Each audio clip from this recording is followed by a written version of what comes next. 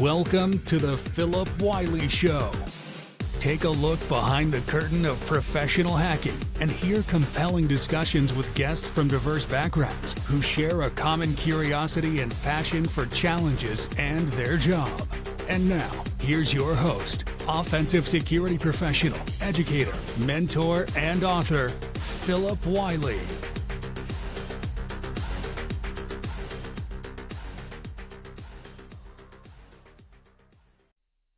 Hello and welcome to another episode of the Phillip Wylie Show. Today I'm extremely excited to have my good friend Wirefall joining. We go back to around 2013 whenever he founded Dallas Hackers Association, which we'll discuss on this episode. So welcome to the show, Wirefall. Thanks, Phil. And I think we've been talking since about that long as well of getting me on here. Yes. But it just never happens. Finally, I'm trying to be better about that. I think of people, I know people I need to get scheduled, and I finally said, yeah, I got to get this done. So, yeah. So Wirefall was on my old podcast, but it's taken a while to get him on the new podcast. So fortunately he's on. He's got a lot of good stuff to share, and Wirefall's been in the pen testing industry for a lot longer than most people. So he's really seen some things when it comes to pen testing. Yeah. Polite way of saying old, but yeah. Before there really was a pen testing scene. Yeah. It's pretty interesting how things change. I know just the little time I've been in it, how much has changed. So you can imagine how much you've seen. Oh, you've been in it a while now. You're long in the tooth and for pen testing years. Yeah, it's about 12 years, but you've been more than twice that. Yeah. 96 was my first paid engagement. Before that, it was, I guess you'd say pro bono work. Yeah. So before we get too far into the show, why don't you share with our listeners your hacker origin story? Sure. Well, I personally believe that we are all born hackers, 100%. I mean, a baby is absolutely helpless. It has to learn how to manipulate its surroundings, the people around it, to feed it, take care of it. That's social engineering. And that's something, everybody is innately born with that. And I believe they're innately born, most people, with curiosity. Kids love playing, they love learning until they go into our education system and it beats it out of them. So unfortunately, we don't all flourish into hackers, but I believe we all are born there and we all have the innate ability to be that if we allow ourselves to be. So luckily, my parents, this was back, early 70s, were a little advanced at that time and put me into the Montessori system, which encourages learning through creativity, through just exploring. There were no tests, there were no grades, there were no any of that, but I learned more in that school, leaving at about the equivalent of fifth grade, that I was doing logarithms and things in math that I didn't see until coming into later high school, college. So definitely was I think probably the launching point of my hacker career, because it was engendering curiosity, which is the fundamental, basically the found stone of being a hacker in my mind. Also, my stepfather was a electrician, and electronics were getting big then. IC chips were coming out to the masses.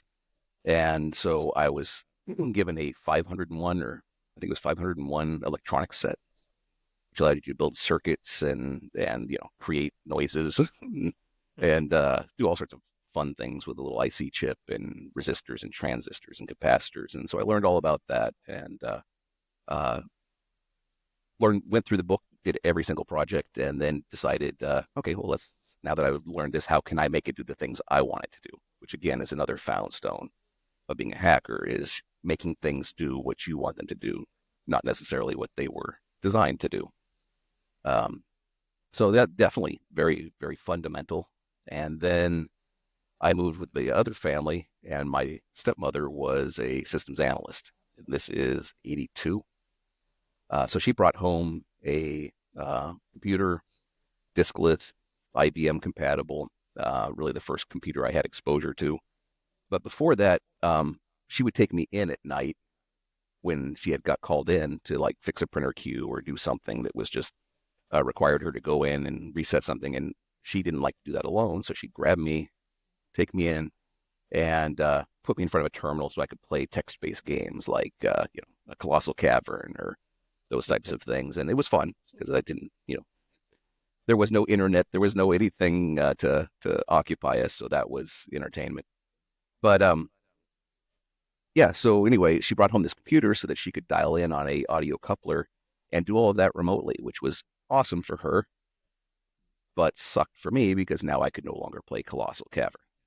So, but like you, Gen X, Latchkey Kid, I think we've had some stories, very similar backgrounds on that. I learned that I could use that audio coupler to dial into the mainframe and play my games. So I'd say that's probably the first real hack. But anyway, things move on. The computer ended up in my room. I started, I was into Dungeons and Dragons, and Dragon Magazine started publishing basic programming games in Dragon Magazine. So I started typing them up and creating characters and doing all of that. I was a dungeon master, so random monster generation and all that. And I learned that the basic random command was not actually random. If you gave it the same seed, it would always produce the same series of numbers. And so you could really mess with people knowing that information. So that was really a hack, I guess, my first quote hack. But anyway, I saw my stepmother, long story short, I saw my stepmother working all these hours, always in front of a screen. And I was like, yeah, that's not what I want to do with my life. So I pretty much abandoned it. Little did I see the future of where we have screens in front of us all the time now. But I wanted to go out and do things. So I abandoned that, went in the military. Well, went to college, dropped out, went in the military, came back from the military, and it was the mid-90s .com boom. Everybody's talking about the web, and this will change everything. So being curious, I get a local dial-up account and start poking around just because I'm curious, and basically could access the hard drive of everyone who was joined onto the same freenet, which I thought that's not going to take off. If you can do that, that's definitely not going to take off. And I was completely 100% wrong. It did explode despite that fact. And, I realized I didn't want other people accessing my stuff. There were no, degrees. There were no certifications. There were no anything. You just had to kind of learn how to do it. And so I did that. And then all of a sudden, the big companies that were embracing the .com realized, oh, shit. This is kind of important, and so wrote blank checks just because I didn't want people accessing my hard drive, and that was more than most people knew. Very cool. So when did you start your first, if you could kind of describe when you started your first pen testing job, paid pen testing job? Sure. Yeah. Well, that was, I actually was I went back to school from the military, used the GI Bill to get a associate's degree in computer network operations. Security didn't exist at the time, but networks were exploding. I secured a job at a sheriff's office doing radio work, which is what I did in the military, fixing radios, and they were building out a network. So I was like, okay, this would be great. I'll learn how to do this networking. And it was a colleague who was working for a credit union and was in charge of their networks and realized, holy crap, this stuff you talk about, the security, I don't know if we're safe. And so I got paid, I think it was $200 to do an assessment for them. No experience. This is before Nmap and Nessus were things. So, I mean, it was definitely not, in the realm of what was being done. So I poked around, looked at configs, and basically showed them the security holes that I could find. But yeah, 96. That didn't parlay though into a pen testing job until the 99. So in between that, I did some other network jobs. I did have an information security position at a bank, but it wasn't pen test specific. And then I was hired as a consultant down here in Texas. I was from the Northwest. Down here in Texas, they sold me to the company as the preeminent cybersecurity resource, something or other. And I'm like, no, I just know how to keep people getting into my hard drive. That's all. But if you're going to pay me I think it was $120 an hour or something. It was like in '99. Like, hell yeah, hell yeah, yeah. That's pretty amazing. That's a lot of money for back then. Oh yeah. I did some stupid stuff when.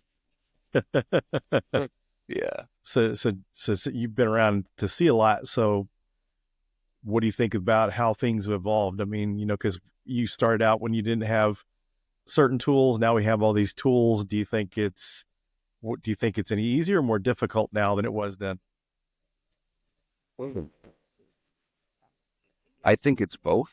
Honestly, I think there are things that are easier. Like you said, there's tools that exist where there were not tools previously. There are very efficient tools where before it was build your own or use somebody else's and try to modify it, or they would actually on Packet Storm a lot of times the tools would be sabotaged, so you would have to know what the code did and able to fix it so that it would prevent script kiddies from just running it. And now you can pretty much ask AI to write you a script to pwn a box. So tools definitely better, but complexity is anathema to security. And the environment we work in now, whether it's from network, mobile, web app, AI, has never been more complex. So, that makes it much more difficult. There's a lot larger footprint that we're dealing with. It's not just Cisco routers and maybe HP Curve routers or something. You have 5,000 different brands of different things doing different things. Yeah, it's pretty interesting. One of the things I find interesting.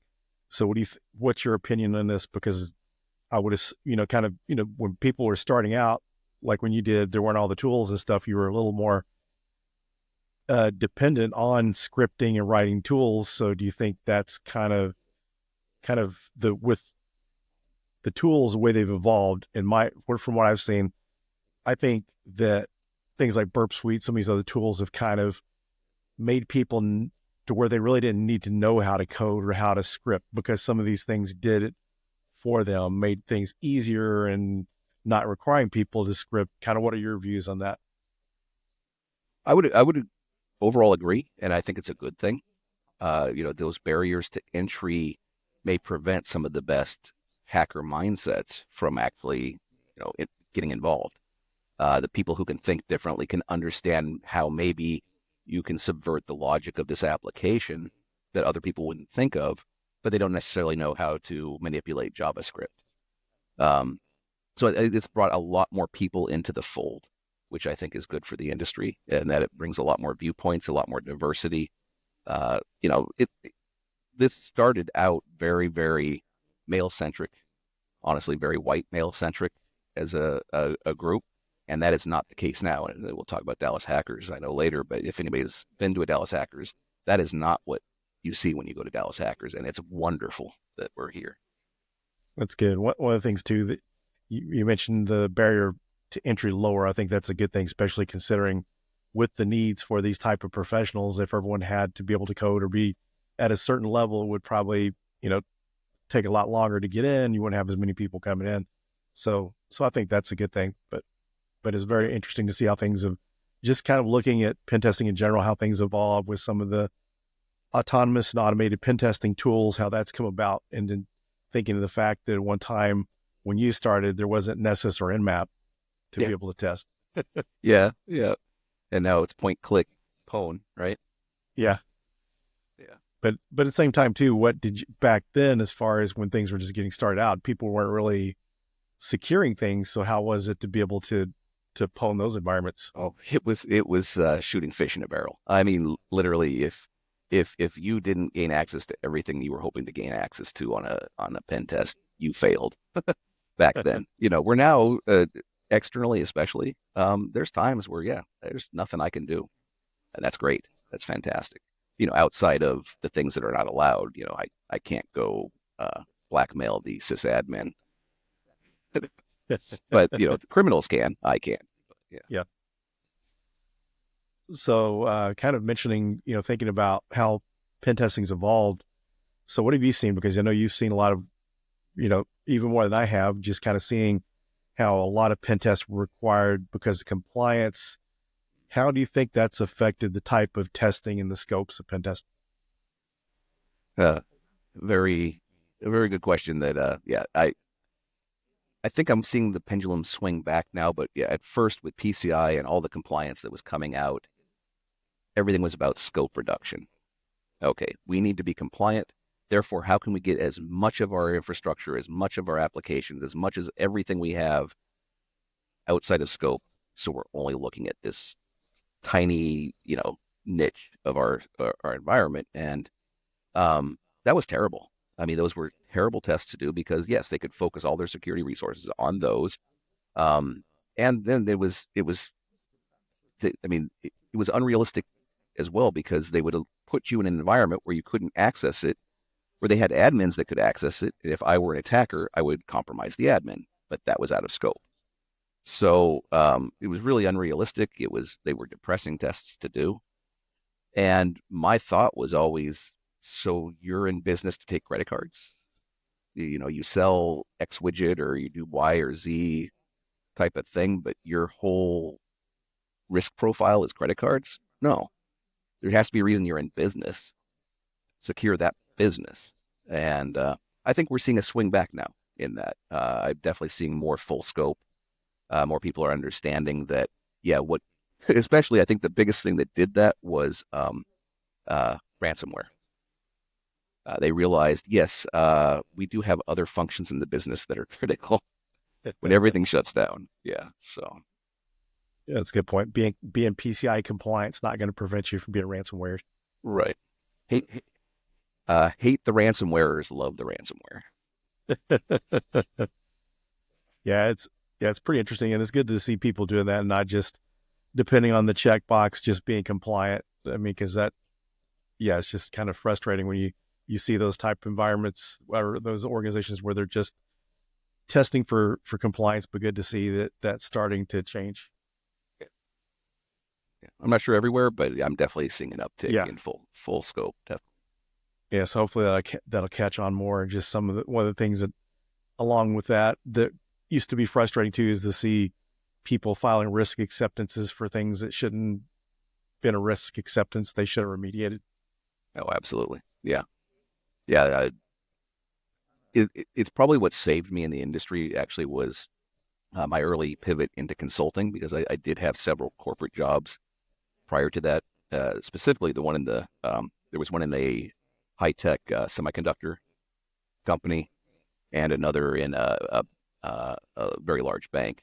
And I was hired for my expertise and they did not listen to it. So I was like, why am I here? I understand the decision for the risk needs to be higher than my pay grade. But everything was just risk acceptance. And I thought, well, maybe I just can't communicate very well. Maybe I'm not meant for this. And then I found consulting where I go in, I do my job, I explain it to them in the terms that I feel are going to, encourage them to do what I consider the right thing. And then I say goodbye. I hope you do it. Good luck. It's not my company that you're affecting, Yeah, it's kind of interesting the way people listen to consultants sometimes more than they do their internal employees.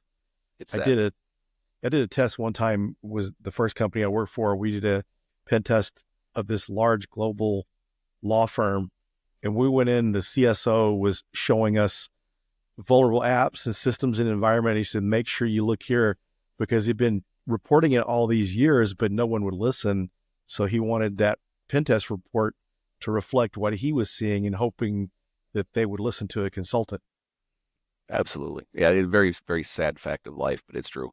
And that's the first thing I do whenever I go into a new environment with a new customer is, we why are we doing the pen test? If it's just to do compliance, fine. I'll hate it, but we can do that. If it's to, find as many of these exploitable vulnerabilities as possible across just the entire environment because they know nothing, fine, we can do that. They know where all the skeletons are buried, though. And so my first question is always, what do you want to accomplish? If they've been banging their head against the C-suite for the remediation of things that are critical to them, tell me. I'll make sure that's top in priority in the report. Yeah. So what's the best advice you could give someone that's wanting to get a pen test done? What is the best advice that you could share on that? Well, one of my favorites was I was at a conference in Austin and had done a presentation, Q&A afterwards. Somebody asked how often they should get a penetration test. And I don't know where it came from, but it was just like, well, how often do you want to report? Because you're always getting a penetration test. So how often would you like a report? And that's the truth. If it's not a professional that you're hiring, it's somebody else is doing it. So, but as far as, are you asking how to identify a good resource, how to engage, what questions to ask, what exactly are we? Yeah, all the above. That's not okay. That's a good. Yeah. I would say more than just about any other technical field. Everything is about trust in business, but in security, that's all there is trust. I mean, because the people you're allowing into your networks, if they were malicious, you would probably never know. So trust is key in security, especially in what we do. Plus, you're allowing them to do dangerous things. Even if you could stop them, you're allowing them to do it to find out what could happen. So there can be bad things that happen. I've caused bad things before. I've locked out entire domains by misreading the lockout policy once. But so trust, and how do you know who to trust? Word of mouth. Who do you trust, and who do they trust? The chain of trust. So that's how I would say to find the person to do the testing or find the company to do the testing. But then what to ask for, I really believe it depends on where you are in your journey on security. If you know absolutely nothing, honestly, you should be doing a vulnerability assessment first if you haven't. Find those things. Start a program so you can address those, because the penetration test is going to find a lot more than that. And if you do not have a process on how to remediate things already in existence, you're going to be completely overwhelmed. So, get that process, get those steps done, and then bring in penetration testers to attack what you've already started to, once you've started to mature your security process. But then I would say keep as much, tell as much information as you can. Like I said, if you know where the skeletons are, tell them. If there's key critical assets, tell them. And otherwise, let them do what they're paid for and what they've trained to do, which is not be limited, is to do everything they possibly can to gain access. I would definitely start with internet focused, your internet perimeter, just because it's asymmetric as far as there's all attackers that are on the internet, which is every attacker, has access to that environment. So you have a lot more adversaries. Start there. And then internally, because not all of your, even, it could not even be a malicious insider. It could just be a incompetent insider can do serious damage. Move inside. And then I would also, the number of attackers that you have to worry about for physical penetration testing is very, very minimal, unless you're a nation state or critical infrastructure or financial, like, or casinos or those types of things. But definitely include that if that is a risk profile for you. Yeah, great advice. So to kind of shift the conversation a little bit, you've seen a lot over years. You've worked with a lot of folks, you've mentored people and helped others get started in the industry. today, what would you recommend for someone that wants to start a career as a pen tester? The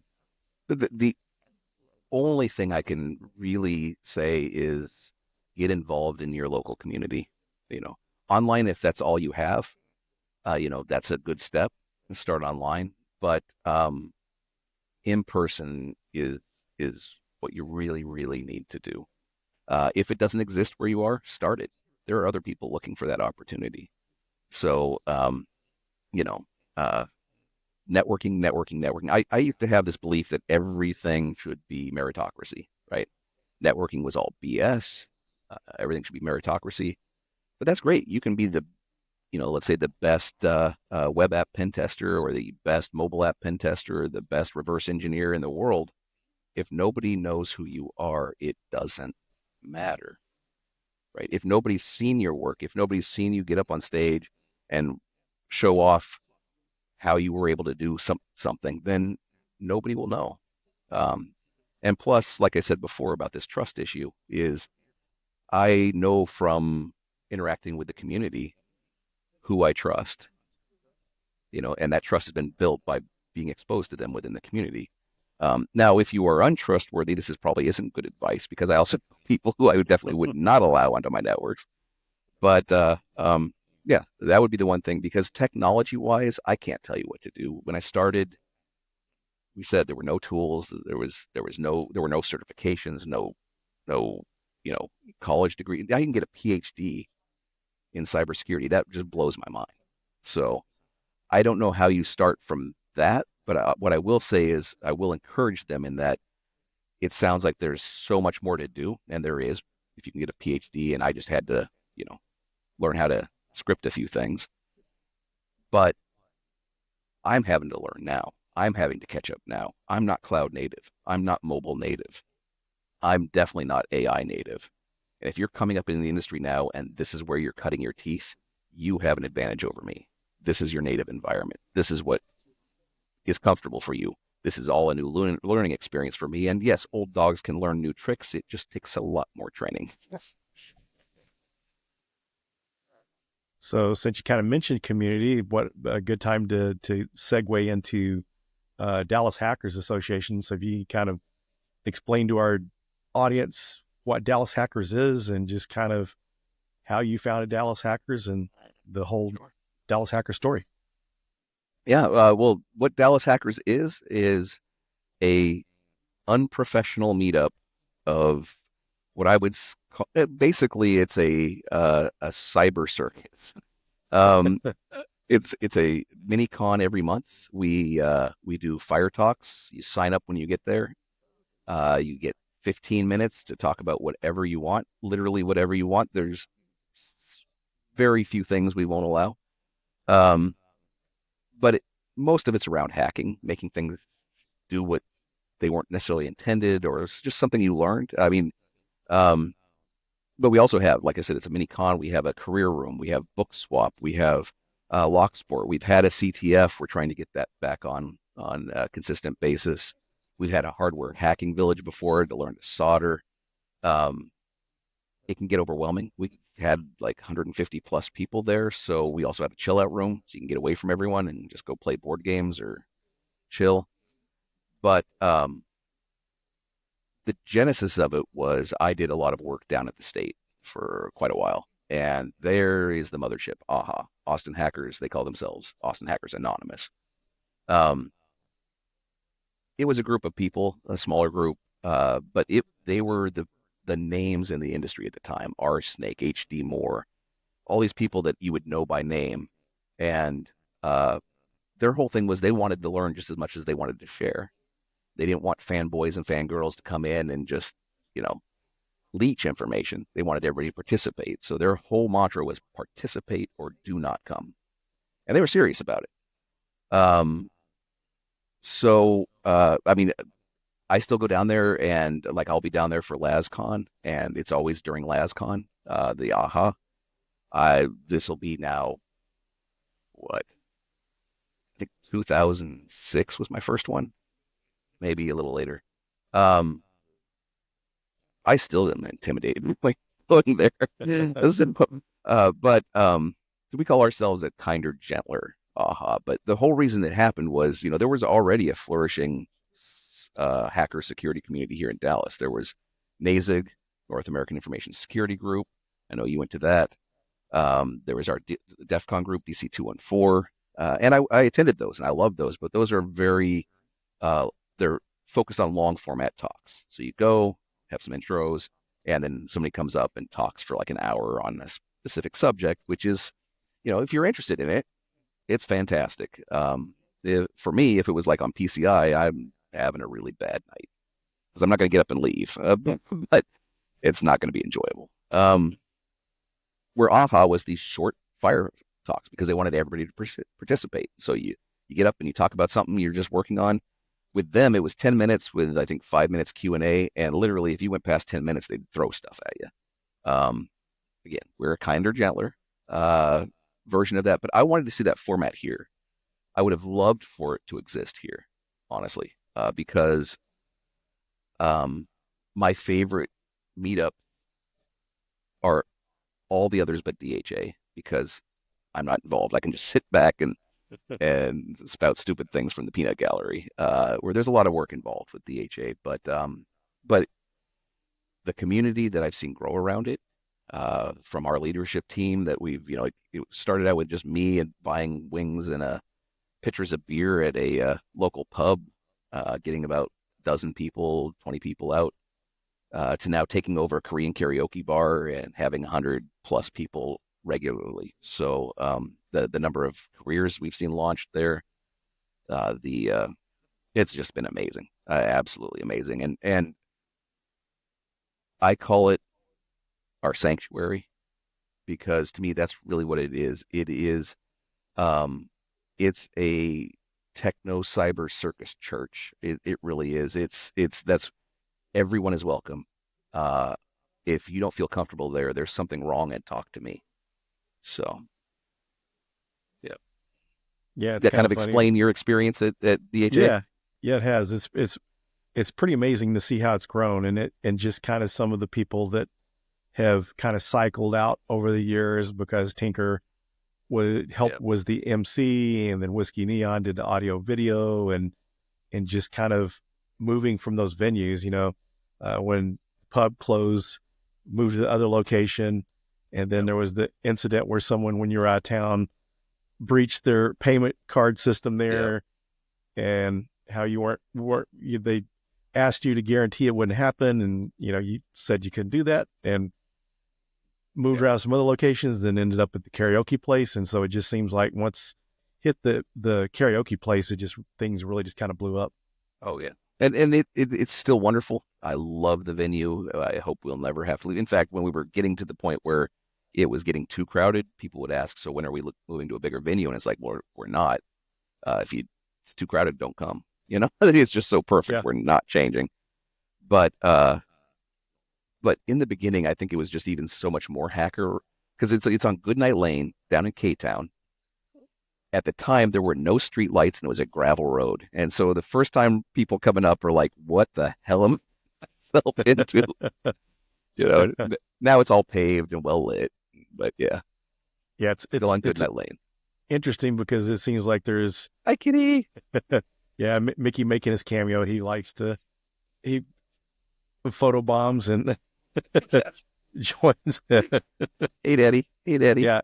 And it's usually he doesn't really want my attention until I'm doing something. But one of my favorite stories wasn't Dallas hackers, but remember the one time at DC 214 when the person was talking and something came about conferences and they were complaining about red team conferences or no play. I forget exactly what the conversation was. Yeah. So I was complaining about all these blue teams taking over hacker conferences, which I think they absolutely should have conferences. Mm-hmm. That's it's critical and important, again, to network with the people that are doing and trying to expand on what you're doing in the industry. But they didn't exist. And so instead they would start having talks and tracks at hacker conferences. And it really, there's some technical, in that Venn diagram, there's some technical overlap. but they're different mindsets. They're completely different Yes. things. And so I was complaining about that because a lot of the Hugh Sitcon was one of them that I saw just going really blue. And um, fine, you need that, but don't take mine. That's my whole view is don't Yeah. take mine. And then there was no talk lined up that night. And so Isaac opened it up the floor, and a guy got up and did a complete talk on socks. They're doing blue team stuff. It was so ironic that happened. That the guy come up and did something on blue team. Yeah, which is critical. I mean, blue Yeah. team is critical. I'm glad they do it, so I don't have to. And although I'm more and more passionate about the whole concept of purple team stuff, is let's make each other better. Yeah. Really, let's work together at integral level and make each other better. And for the listeners too, DC 214 is not strictly, offensive security related. There is a mixture, but just the irony of this conversation, and the guy gets up and when I wasn't does a talking blue about DC team 1214, I was talking about the cons, right? I was talking about you were talking about all the these cons. Yeah. yeah. Just letting the listeners know they're listening, because there's a mixture of stuff, just like even Oh yeah. Dallas Hackers. You have people come in, tell different, have different talks from time to time, just like we have compliance talks. Yeah. V and Surfboard, they talk about compliance all the time. And that's great, but it's only 10 minutes, and I can't go anywhere because I'm stuck on the audio boards. But other people, if they're not interested, they can go into the walk sport room or go hang out outside and vape, because everybody seems to vape. But yeah.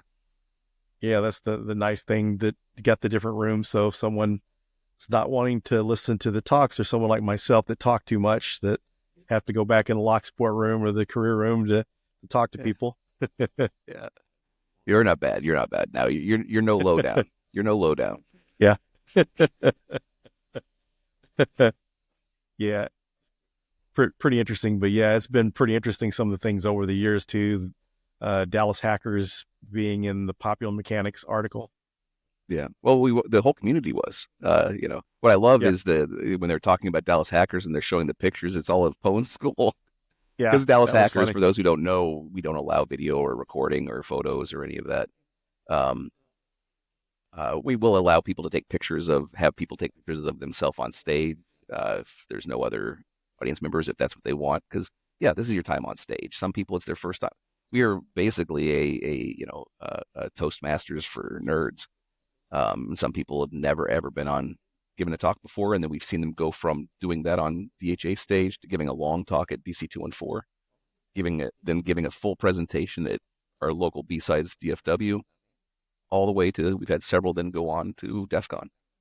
So yeah, it's a journey. Yeah, it's pretty amazing too to see the environment seems so comfortable for folks to present, open up and speak, because we've had people come in, first timers, and they would speak. Yep, absolutely. Yep, one of our longtime members in Voodoo Child, she had attended, and then let's circle back real quick to about AHA, about participate or don't come. If you're attending a local meetup, you are participating. That's my 100% belief, because we get, like I said, 100 plus people out a month. How many hackers, cybersecurity professionals are there in the DFW area? Tens of thousands, if not more. 100 plus show up. You are participating.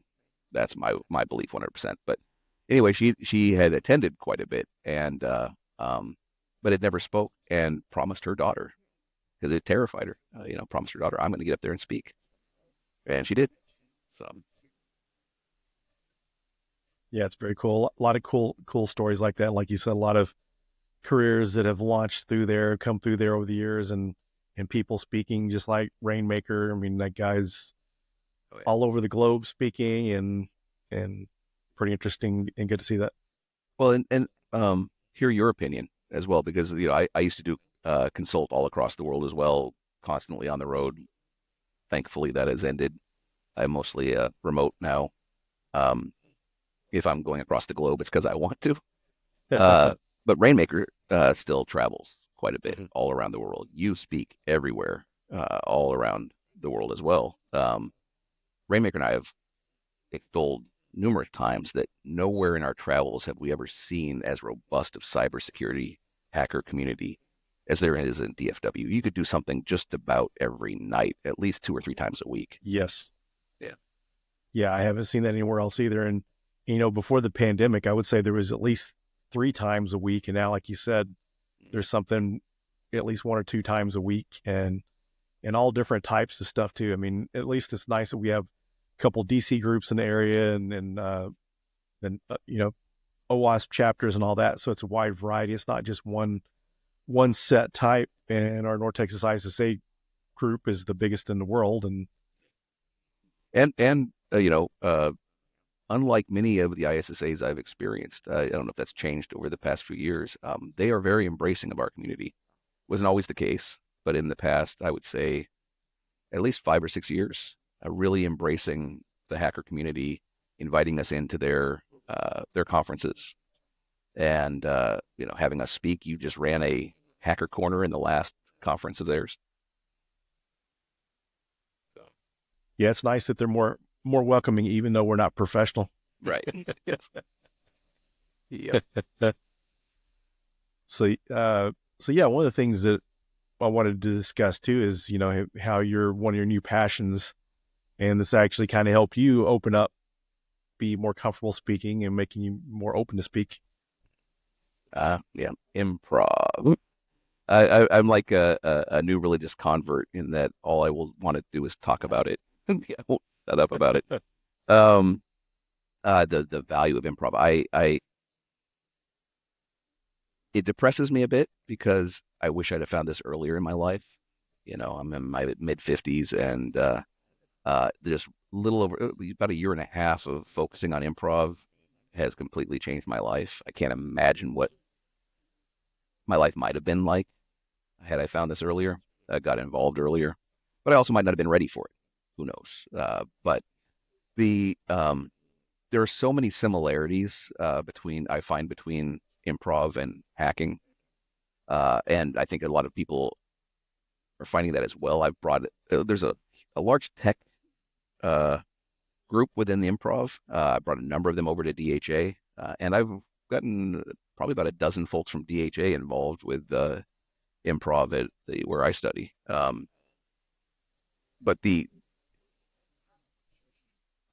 one of the questions I hate the most on a penetration test. So this is one thing you were asking about. How does a company engage a penetration tester? Do not ask them, so what tools will you use? I don't know. I don't know what I'm going to find, right? I'm going to use the best tool for whatever I find within the environment. I don't know what that is. Yes, there are some that are pretty much default. I'm going to do some reconnaissance using, port scanners, probably Nmap. But, depending on if there's nothing there, I might go down into trying to manipulate packets with HPing or something. I don't know what I'm going to do. I will run a vulnerability scanner, probably Nessus. But, once I find what's in the environment, though, that's when I'm going to use the tools that are specific to that environment. So I don't know what I'm going to use. I have to be adaptable. I have to try to have as much of my tool belts as possible ready to engage with what I encounter. But there's very likely a chance I'll run into something I've never seen before, and I need to be able to adapt. That's improv. You step on a stage, you don't know who you are, where you are, or what you're doing. And you have to figure it out together and adapt consistently, constantly. Now, you have a tool belt. You learn things to do in improv on how to handle situations and how to make the best of types of environments for the highest likelihood of success. But you're going into it completely blind. You have no idea what you're going to do. So I find a lot of similarities there. But back in the day, I was terrified of public speaking. I mean, to the point where I would shake, get tunnel vision, and want to throw up when somebody said, "So tell us a little bit about yourself." Something that simple. I mean, how nobody in the world knows as much about me as me, and I still would feel like it would overwhelm me. And so then I did this stupid thing of starting up Dallas Hackers, where I had to get up in front of people and talk every month. So after, we've been at it 11 and a half years, that was no longer bothering me. I could get up and I could talk in front of people most of the time. Occasionally I'd have relapses, but most of it was because I knew what I was going to talk about. If I did give a talk at DHA, I'd prepare, I'd have the slides, I'd have run through it 20 times and knew exactly mostly what I was going to say, how I was going to say it. And I was confident in that, fairly confident. But if you asked me something, hey, get up and talk about X, Y, or Z, or like a panel, you have no idea what's going to be on a panel. I'd get terrified because I don't know what I'm going to say. And again, that's improv. It has helped me so much now where it's like, okay, I have a base knowledge. I have my tool set. Use it, right? And it's changed I actually did, I think it was like 8 months after I started taking improv, I did my very first ever DHA talk, completely improvised. I had 2 slides. The first was the title that said, "Improv will change your life, and so will everything else." And the second was some pictures of people that I've interacted with in the improv community, which, if I can kind of diverge real quickly, there is a crisis in our country of loneliness. Loneliness, they've shown in studies, is at least as bad as smoking half a pack of cigarettes a day for your body. I think this was already a trend. The pandemic heightened it, and a lot of people didn't come back out. But adults have a hard time making friends. And if you are experiencing that, if you're suffering from that in that camp, please try improv. It's going to terrify you, most likely. It terrified me. In that 7-week course I took, that first course, I developed relationships that were deeper and stronger than people I've known for 20 years. You excluded, Phil. We're besties. But it was incredible because what you're doing is you're being vulnerable. All of you are going in there and going, okay, we are going to fail together. We're going to fail in front of each other non-stop. Humans are afraid of failure, especially public failure. And that's all we do in improv is we fail. Every once in a while something works and you're like, wow, that was awesome. And let's go back to failing, But so I don't know how I diverged onto that, but please, if you're having, because we are in improv, it's the very fundamental is adults playing make believe. We're being kids, and most kids have no problem making friends. No, so. And to kind of share the power of that too, like in Toastmasters, it doesn't go as in depth, but there's an improv speaking portion of the meeting where they'll bring up topics that you've got to speak on for a minute to 2 minutes that you know nothing about. And it could be total nonsense that you've got to talk about or whatever, but you just kind of get used to speaking on your feet. So I can just imagine the results you get from, a full-blown class and doing that for, minutes on end. Yeah, I did take a few Toastmasters courses. It was at the bank, and they were definitely not my people. So, but I remember that section, and that was the worst section ever. It was terrifying for me. I mean, all of it was terrifying for me, but that was just like, I can't do this. There's no way I can't talk about something I don't know. And in improv, you talk about things you don't know with conviction constantly. One of my favorite games that they play is it's being a preacher.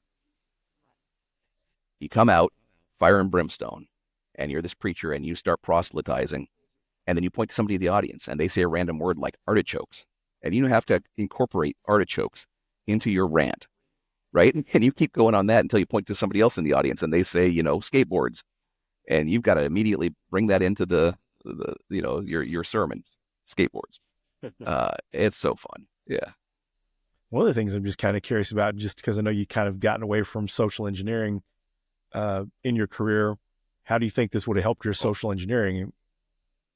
Well, as far as helped, I don't know how much more it could have helped in being successful, in that just about every time we did a physical social engineering engagement, we were successful. I mean, it's that bad out there. So I don't think I would have been that much more successful at it. I just wouldn't have been, maybe I wouldn't have ever quit. I mean, because it was to the point where I would go week a week before flying out, knowing I'm having to do this, I would be getting physically sick. Uh, Out there, I would, do so much reconnaissance because I didn't want to take that first. It killed me. I literally would get physically sick, ill, and succeed. But if I was that smooth talker, whatever type thing, and was just saying, this is what I'm doing, it would have probably been a lot easier. Maybe I wouldn't have stopped. And, maybe it's something I'll consider later getting back into. But at the time, I had this big dilemma. It's like, why is this bothering me so much? And it's like, well, you could say, because like when I'm doing email social engineering or attacking a system, when you're attacking systems, you're attacking people. Somebody designed it, somebody built it. But I don't feel guilty about any of those. How come it's when I'm talking face to face with somebody, you know, when I'm interacting with them? And the thought is, well, I'm lying to them. Well, yeah, true, but you lied. As a society, we tell lies all the time to grease the rails, and little white lies. We don't always tell the truth. Um, and then I realized it was because I've built my whole career on trust. There are so many brilliant people that we interact with in the community, whether it's in person here at DFW or online. I am decent at what I do, but I am not one of them. What I've had to really sell myself on is trust. I've got a background in military law enforcement. I can communicate with from the CXO down to the engineer, but most of it's you can trust me, right? There's some of those people that are elite that you just can't trust. And when I'm talking to these people, social engineering them, in the back of my mind, there was this little voice going, "You shouldn't trust me," and that hurt. I think that was because if I don't have trust, if that person doesn't trust me, I don't have anything really. Yeah, very interesting perspective. So we're getting down toward the end of the episode. Is there anything you'd like to share before we close it out? I would say it's a little topical. In our local community, we are dealing with some issues that in some people would call drama. I don't like that word because I think it implies there's somebody's causing something that shouldn't be caused versus or upsetting the status quo, or I just don't like the word. But all is not the sanctuary that I would hope it to be right now. And is just, we started off DHA and we didn't have, our mantra was be excellent to each other. Bill and Ted, be excellent to each other. And then we had to, develop a rule list. And the number one rule, don't hack the venue, as you mentioned, because somebody hacked the venue and we get kicked out. So now there's a rule for it. If there's a rule on the list, it's because there has to be a rule on the list. And then we went from that, which was like 10 bullet points, to now we have a full code of conduct because we have to, unfortunately. And I would just say, get involved with your community, but please, please don't be the reason for a rule or a code of conduct. Just be excellent to each other. Just go out, learn, share. I don't care what the other person's religion, politics, leave all of that at the door. We have a mantra at DHA of what happens at DHA stays at DHA. That's why we don't have video, so people can share freely without the fear that there'll be repercussions outside. But the corollary is true. What happens outside of DHA or outside our community should stay the hell out there. Come in here, share information, and that's really my ulterior motive. Is I want you sitting down next to somebody that maybe you would never ever speak to, but you can share in this knowledge, share together what both of you are passionate about, and then maybe start communicating. And that's what we need a lot more of, is communication these days. I totally agree. And that's everywhere for sure. Yep. Absolutely. Well, thanks for taking the time to be on the podcast. It was an honor to have you on. I'm glad I finally got you scheduled. Yep. Happy to be here. Yeah. Well, I appreciate it. And for anyone in the Dallas-Fort Worth area or passing through, Dallas Hackers Association is the first Wednesday of the month at Family Karaoke at 7 p.m. Yep. And DC 214, second Wednesday. Libra Technica, third Wednesday. DC 940 is third Monday? Third Monday. Yeah. Third Monday. And Hack Fort Worth is third Tuesday. Like we said, and North Texas Cybersecurity Group will be doing its relaunch this month. So last Thursday of the month. So yeah, something going on all the time. And I typically am performing in Thunderdome the first Friday of every month. It's cast differently every month, but I tend to play it quite often, and that's a post-apocalyptic competition between improvisers, which is a lot of fun. Yeah, I've been. It was a very good time. Well, thanks again. Thanks, everyone, and we'll see you on the next episode. Thank you for listening to The Phillip Wylie Show. Make sure you subscribe so you don't miss any future episodes. In the meantime, to learn more about Phillip, go to thehackermaker.com and connect with him on LinkedIn and Twitter @Phillip Wylie. Until next time.